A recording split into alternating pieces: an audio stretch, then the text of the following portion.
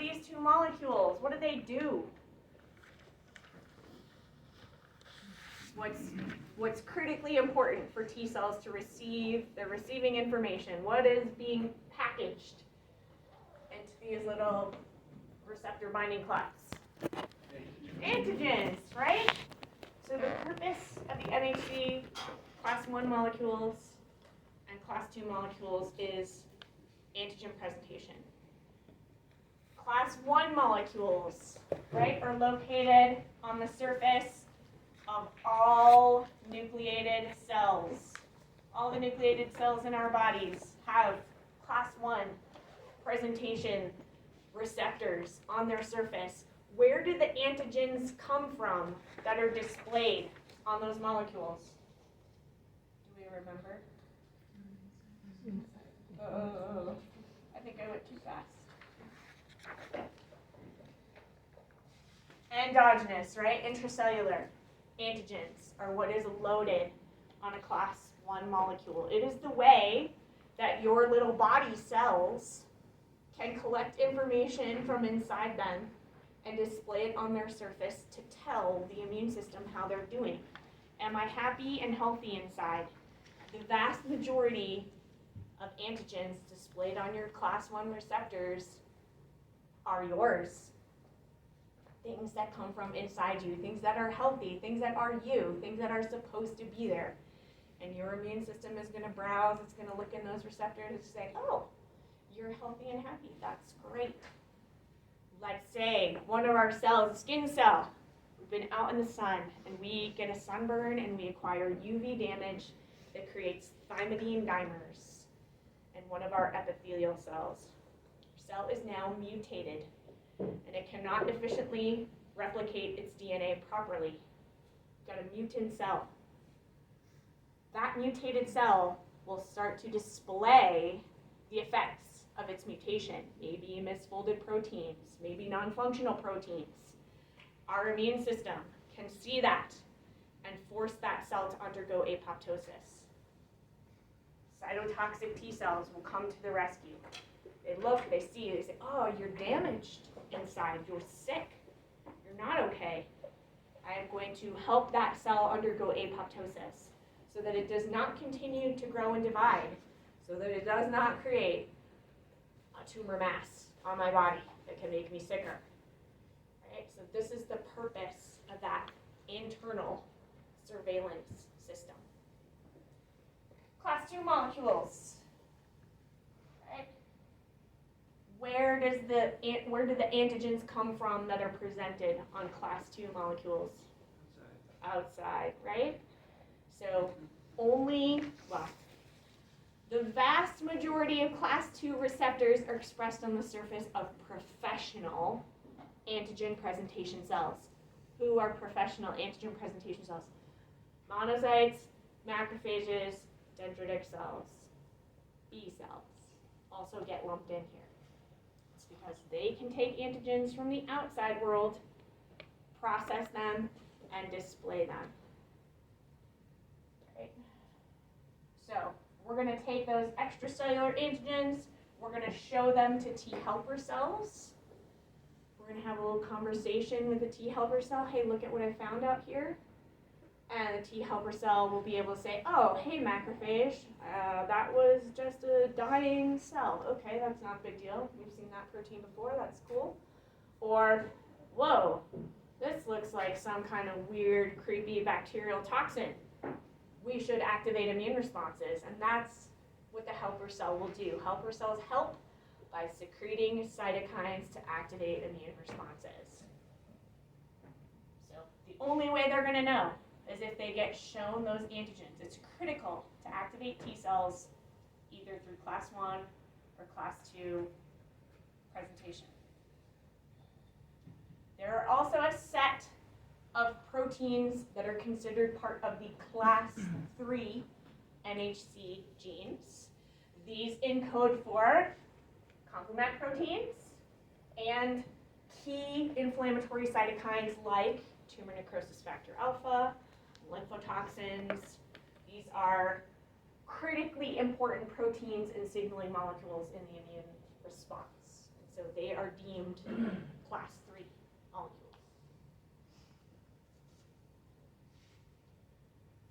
This is how they're laid out on our chromosomes, right? So most of our class 1 molecules are down here. Most of our class 2 molecules are located in a separate group. There's some class 3 molecules sprinkled in the middle.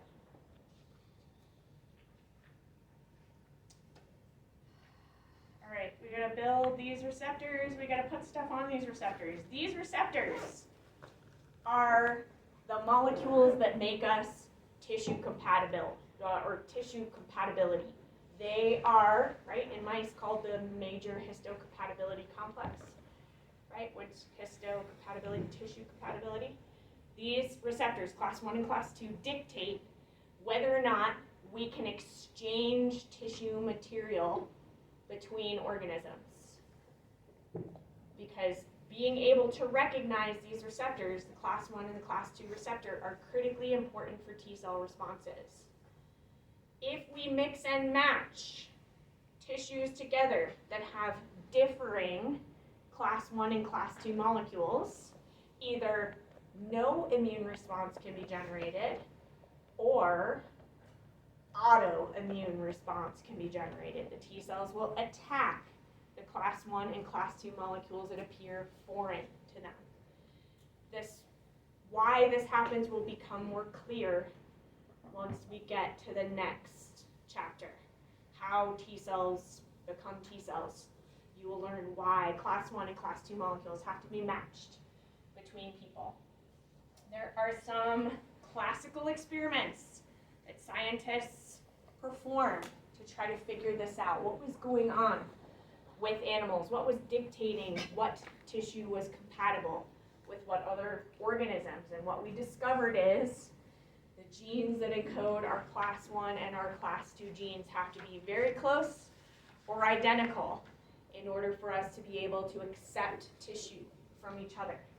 Of course, this is a problem that humans have created for themselves, right? This is not something that nature would care about because normally animals aren't sharing tissues with each other.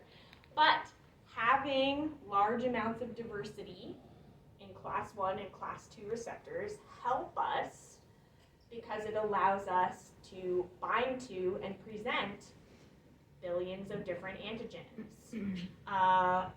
The newest Kyrgyzstan video about your immune system is very powerful and dangerous gives a wonderful explanation of why it's critically important to have lots of different MHC1 and 2 alleles so that you can present as many antigens as possible so that your body is capable of recognizing all of the things that don't have molecular patterns.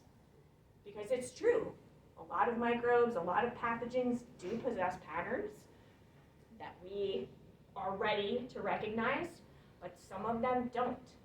I still need to be able to detect them, figure out who they are, and stop them from doing what they want to do to me. If you're from a heterogeneous background, you're lucky, you'll probably accept a lot more tissues than if you're from a homologous tissue background. But lots of diversity can be created just from simple inheritance, right? So to completely simplify, we're thinking about a trait that is inherited with 2 alleles, right? So dad's got 2 alleles, mom's got 2 alleles. What are the different versions? What are the different mixing and matching, right, MHCs that those progenies might be able to possess, right? So we got 1 and 1, and we got 1 and the other, and we've got pink, and whoa, we got something weird here, right? A crossing over event happened while mom was forming a gamete. Pink, purple, pink, red. Lots of crossing over events could also, right, occur that we can't or have not accounted for here. And this is just an example of looking at, right, one gene with 2 different alleles. Now think about 20 different genes with potentially hundreds of different alleles, mixing and matching those combinations. The progeny that we get out are going to be really diverse. It is more likely when we are tissue matching that you will match your parent than that you will match a sibling. It's weird to think about. We know at least 50% identity with one of your parents. But what if this happens? Right? So there's all sorts of things that add to the complexity. This reminds us, right? Why are there so many? Why is this such a problem? There are sometimes thousands of different allotypes, thousands of different alleles that you can inherit and express. And you can be expressing all of these at the same time. You could be expressing 20 different versions of MHC class 1 on the surface of any given one of my tissue cells right now. Right? My APCs, my antigen presentation cells, I am presenting many different versions of class 2 receptors on the surface of my cells. This is going to help me gather antigens to show my T cells to mount immune responses when it needs to happen. So it all adds to the diversity. Right? Okay. When we have differences, right? So we're backing up here. There are 134 different versions. How are these versions different from each other? Usually, the vast majority of point mutations or changes in the genes happen in the coding regions that encode for the cradle. So they're going to affect how deep is the cradle, how wide is the cradle, what charge is the cradle. Right? All of those things are going to impact what antigens will be placed inside the cradle when we do antigen presentation. Right? So reminding ourselves again, class 1 molecules generally are going to be presenting self-antigens. Unless I'm sick with a virus, unless I'm sick with some intracellular infection, the antigens that I am showing on class 1 molecules are self-peptides. This is also mostly true about class 2 peptides as well. There's not a lot of foreign things floating around in the intracellular spaces of my body. It's just my tissues. So what am I picking up there? Right? I'm picking up self-antigens to display. Now, let's say I get a big gash, right? Some big puncture wound, and now there's bacteria and there's creepy stuff down in there. Now I'm picking up foreign antigens through class 2 expression. But most of what's inside me is me. Right? So the vast majority of antigens that you're displaying every day, as long as you are healthy, as long as your cells are functioning normally, is you. When we're sick, when our tissues are damaged, when our tissues are mutated, then we're going to start to display weird things inside our class 1 and class 2 molecules, depending upon where those pathogens grow and divide. There are some cells that are non-professional antigen presentation cells that can also get involved in antigen presentation. A great example, fibroblasts of our skin. Your skin is a primary immunologic barrier, right? Really important physical barrier that protects us from all the microbes that grow on us, but from transient microbes that we're going to pick up from moving around in the environment. If those organisms get into our skin cells, we're going to be able to present those antigens. There are special sets of T lymphocytes that are not truly T cells. We're going to talk about what they are. They're called intraepithelial lymphocytes that are crawling around in our skin, specifically to be watching out for class 1 and class 2 presentation at this critical junction that is protecting us. There are some other cells that can also act as non-professional APCs. Another really important one, the glial cells of our brain. These are like the macrophages, the dendritic cells of our brain. There are also macrophages and dendritic cells in our brain, but not that many. Your central nervous system, your brain, is technically an immune-privileged site. Your immune system as a whole, B cells, T cells, NK cells, are really not allowed to enter that tissue and do rigorous surveillance unless they are called. The reason is I can't just let T cells perform apoptosis on neurons, because once they're gone, right? I can't replace them. The other tissues of my brain will respond and rebound, right? Astrocytes, support cells, they're going to be okay.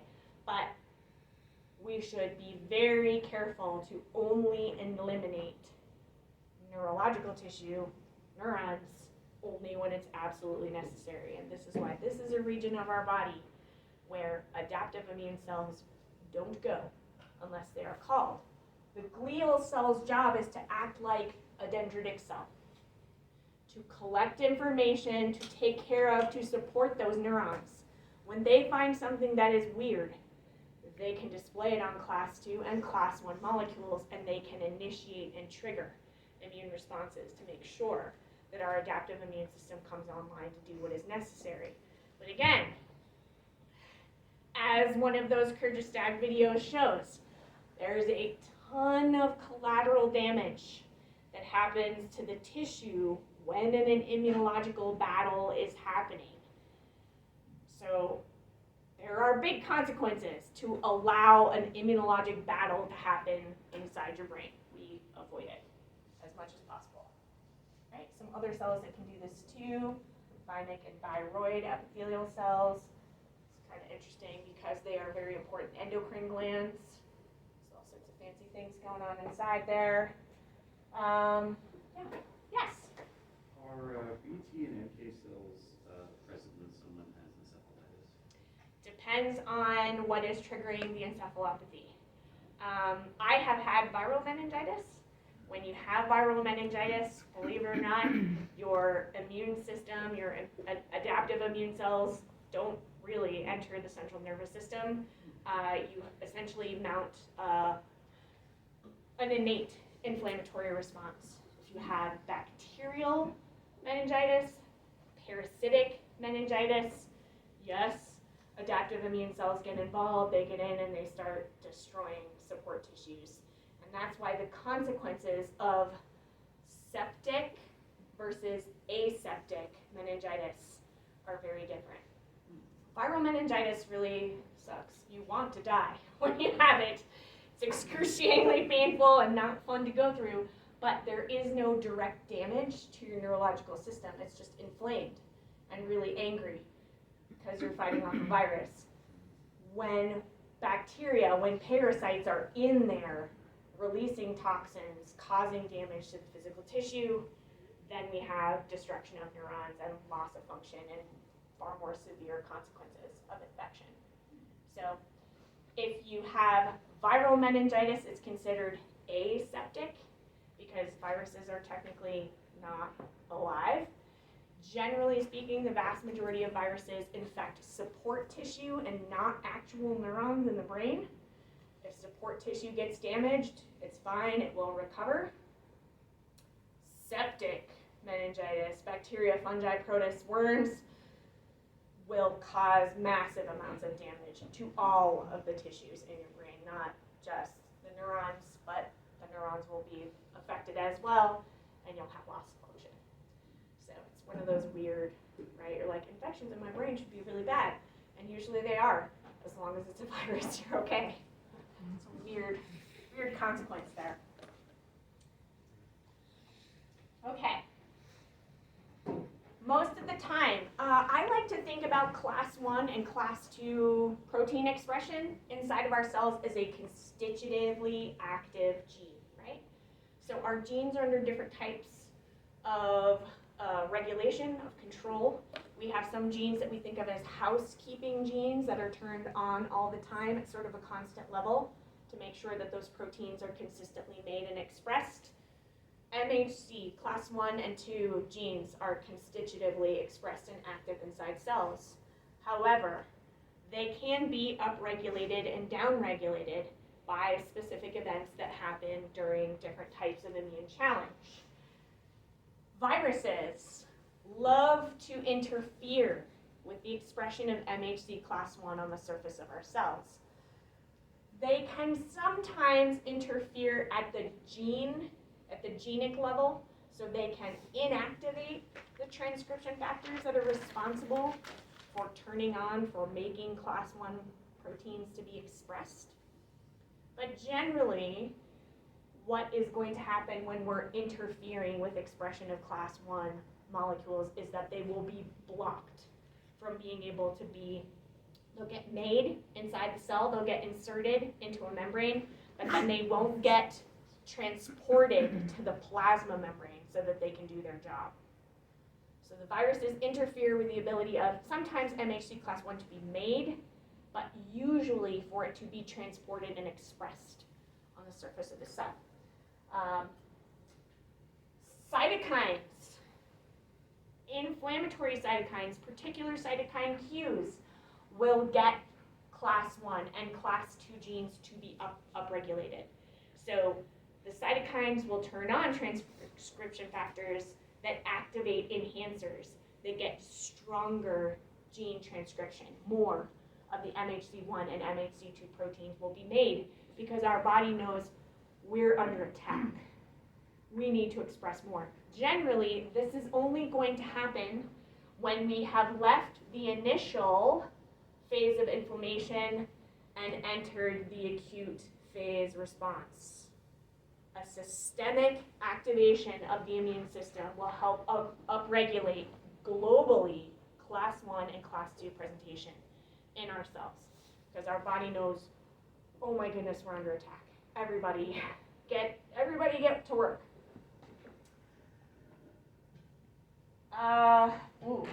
Right, and sometimes,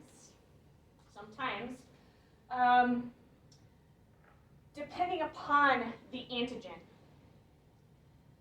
it may be more difficult for a person, an organism, to display particular antigens in their class 1 or class 2 receptors based on the genes dictating which class 1 or class 2 receptors you possess, which ones you make. Right? So this is a weird thing to think about, but if I get a gene for making a particular class 2 receptor and it only wants to bind hydrophilic proteins that are 10 amino acids long, it's not going to bind anything that doesn't fit into that category. Right? So the genes that we inherit that allow us to make our MHCs also dictate what antigens will be able to fit into those MHCs that we will be able to express.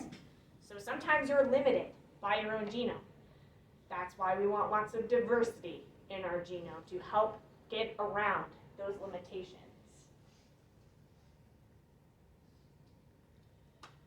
Okay, so this experiment gets at a really interesting phenomenon that has to do with antigen presentation and the antigens that are being presented. Right? And this is where we're going to learn that T cells don't just look at the antigens that are being presented, they look at the receptor that is presenting the antigens as well.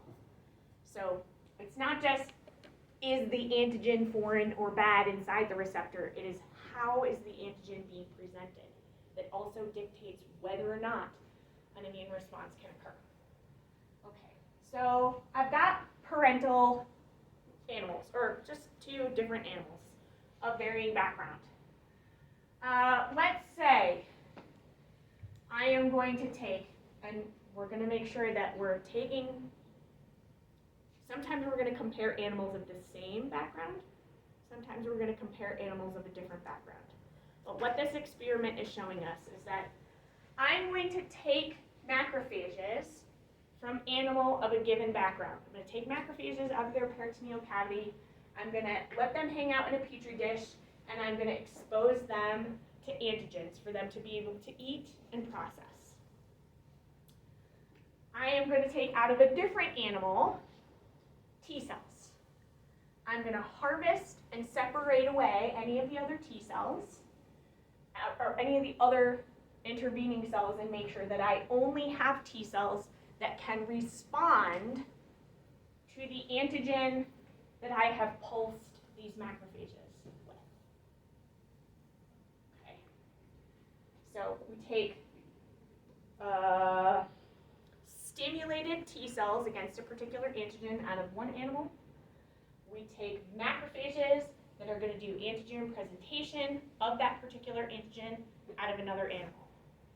And now we're going to look at this chart to see what happens when we mix the T cells and the macrophages together.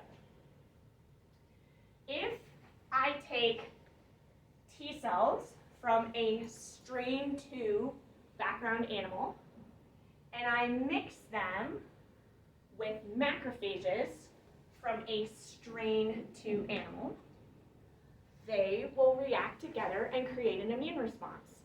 So the macrophages will be able to show those antigens to the T cells, and the T cells will be able to see them, and they will get primed and they will start proliferating. We will get them to work together. If I take a strain 2 set of T cells and I mix them with macrophages from an animal whose background is strain 13, now something really weird happens. The T cells and the macrophages are responding to the same antigens, but when I mix them together, no immune response occurs. The T cells and the macrophages know they're excited about the same antigens, but if I mix them together and they come from different genetic backgrounds, they cannot work together. So the macrophages are like, hey dude, look at this, and the T cells are like, I don't see what you have here. None. That's essentially what is happening. The T cells are blind to what the macrophages are trying to show them. And the answer is, it's because when a T cell binds with its TCR, right? So if this is my TCR, and this is my MHC molecule, the T cell receptor actually touches the MHC molecule and it touches the antigen inside. So in order for the T cell to be able to work with the macrophage, they have to be of the same genetic background. The T cell has to recognize the receptor that it's touching, and then it can look at what the antigen is that's presented inside. So the same thing happens if I take strain 13 mice, T cells out of those strain 13 mice, and I mix them with macrophages from a strain 2 mouse. Even though they both know how to see the same antigen, they cannot work together. They are not of the same genetic background. The TCR cannot plug in to that MHC, cannot grab it, so it can't see what is being shown inside that class 2 molecule.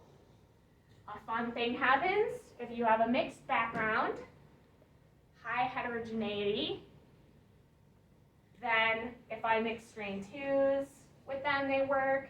If I mix strain 13s with them, they work. If I mix them with another animal of a mixed background, they work.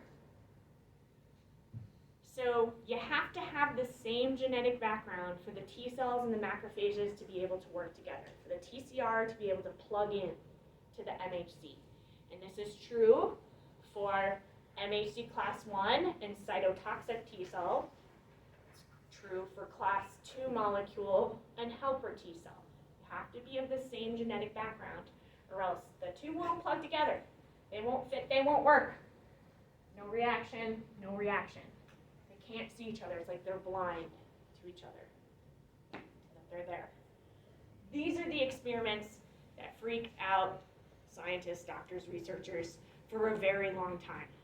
like, these cells are sensitized against the same thing. I've shown them the same antigens. Why can't I just take T cells out of me, and T cells out of, or macrophages out of another person and make them work together, make them cooperate? Sometimes they won't work at all. So that's a problem. Yeah. How did they antigen prime the T cell? So what happens is they inject whatever the antigen is into this mouse, guinea pig, rabbit, whatever small rodent creature you want to use. So they immune challenge this creature with the same antigen that they challenge the macrophages with. This means that some of the T cells inside that animal will be sensitized against that antigen. I'm going to pull those T cells out. Then when I mix them together with somebody who is presenting those antigens, they should be able to fight. But they don't because they're different. If they're different, yeah, then they don't. Now, the problem for tissue transplantation between humans is generally not this. It's generally not that we're so different. Our T cells aren't compatible with our tissue, or the tissue isn't compatible with T cells. The problem is that we're in the middle somewhere. We're all going to have some overlap for MHCs. The question is how much identity of overlap. If there's enough identity, then there's going to be TCR MHC engagement. And the problem is that there's probably going to be some differences. And so the T cells will kind of see the MHCs, but then they'll also see ones that are weird, and they're going to say, this is no good. And they're just going to start killing everything that looks weird, or causing immune responses to everything that looks weird. It's not identical. So we're in a weird spot as humans. We have a lot of gene diversity. We're also creatures on this planet who have suffered from an evolutionary bottleneck. So we're different, but we're the same. And we're enough the same that it means that when we do tissue transplantation, often our T cells attack the new tissues because they're a little bit the same, but somewhat different too. And that's enough to trigger. Here's another neat experiment that gets at the fact that your APC must process the antigens for them to be loaded on an MHC for the T cell to be able to receive that information that happens. So what I have here is an antigen presentation cell. And I'm going to do a couple different scenarios with this antigen presentation cell and then mix it with T cells and see if they can work in cooperation with each other. So in this first example, I'm going to take my APC. I am going to, am I fixing it yet? Oh, in this case, I'm going to take my antigen. I'm going to ignore this guy for a minute. It's throwing me off. APC that has been fed antigen. That antigen has been processed. I'm going to do this weird thing to the antigen presentation cell called fixation. You can just expose them to alcohol or whatever. What this means is essentially the receptors and the antigens are stuck on the surface. That's what the fixation achieves. If I fix the antigens into